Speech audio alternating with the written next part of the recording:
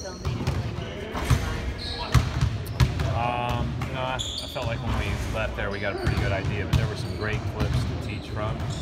I thought we had a really spirited, good practice today. I thought the guys were really engaged, locked in. We didn't go live, but we had live energy, which was good. So it was a good day. Main mistake for Al, switching things up. Yeah, we've practiced now a bunch of days in a row. We've tried to balance that by going really light last Thursday when we were in Newport. Sunday was basically an off day in a lot of ways, but I think that 48 hours for him is a good thing. And these guys have all put in a lot of work, so it's good that we can do that, and it's good for the young guys to get the reps. Do you even bother to talk with Jason after a game like that? Because clearly he was a little bit, with the butterflies. There's a lot that he can control that we talked about on both ends of the ball. Like I said last night, he's got so much room to improve.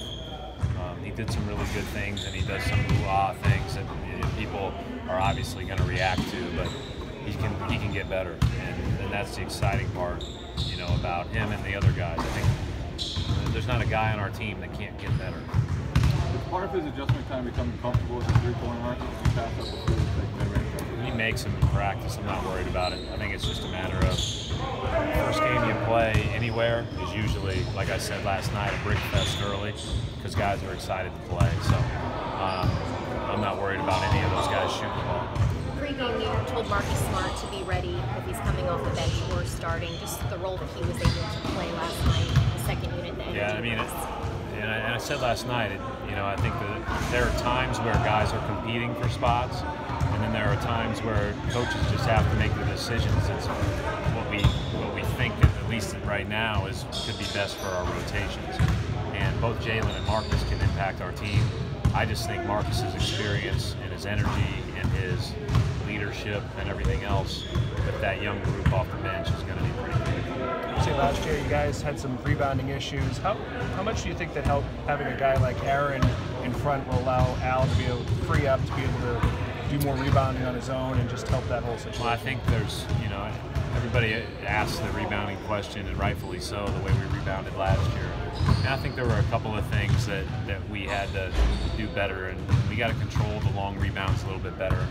But we're pretty long, pretty agile, so we've rebounded from the wing really well in the first week of practice, and that's a little bit to be expected. Jason Tatum's always been an excellent rebounder.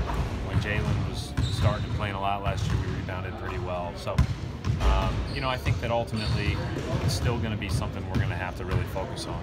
Coach, Al was just touching on how long and agile you guys are, particularly defensively.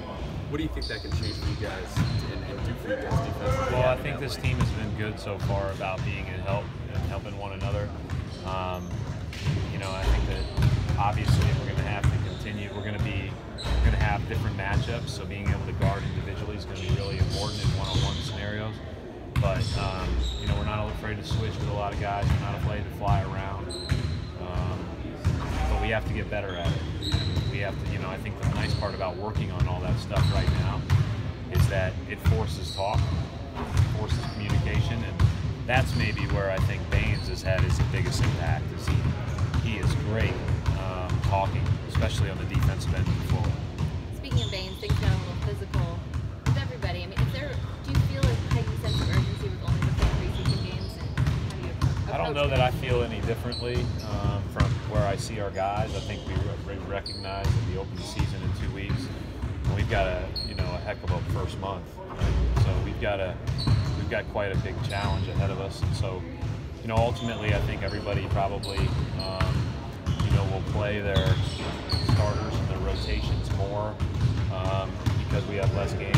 But I feel like we've been urgent every year, but sometimes games get physical.